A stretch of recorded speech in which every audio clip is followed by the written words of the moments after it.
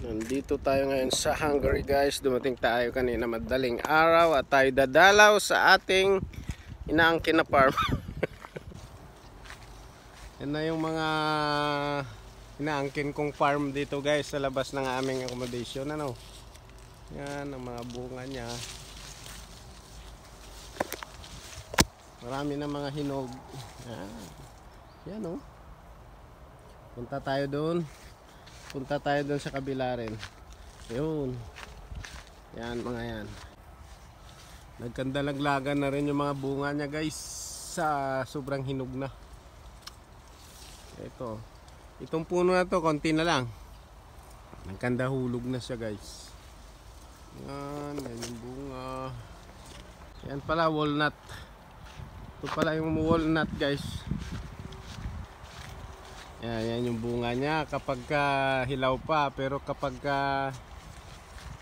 pwede na yan, nagkandahulog na yan, kulay black na siya. Hindi pa niya ngayon talaga season ng harvest. In a few months pwede na yan. Yan, doon naman kami sa inaangkin naming farm na purple plum. Diyan. Naangkin namin yan eh. Oh. European crackers. Yan si Papa Jesus. Malapit lang yung pray kapag nag-pray dito. Pray area namin yan. Malapit lang dyan. Doon lang yung accommodation namin. At ito naman yung kanyang bunga guys. Yan. Ayan yung mga bunga nila oh.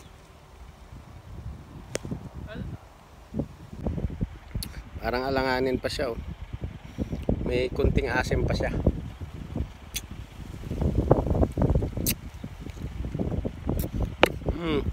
Pero masarap siya. Ang tamis na rin. Hindi ayos. Mamimitas ka lang. Ayan oh. Ayan ang bunga niya oh.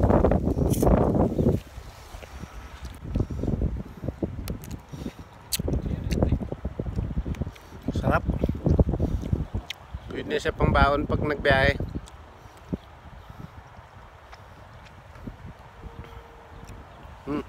Sarap. Ayan, nakiki-harvest kami nung inaangkin naming farm to ha.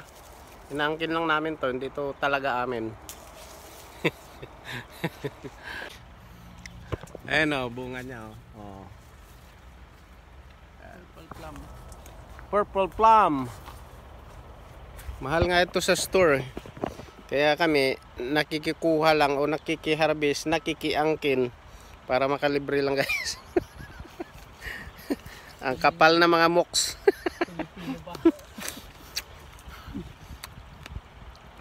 Ito siya, sarap. Ito yung na-harvest natin guys sa inaangkin nating farm. Fruit of several species. Ito naman yung Genius fruit. apricot. Yan siya guys oh. Yan. Naangkin ko rin to. Hindi sa lot Peach. sa lot peach pala to. Lot ito ng boss namin. Ayan yung mga bunga niya. Hindi pa siya talaga hinog. Pula siya pag na ito. Oh. Medyo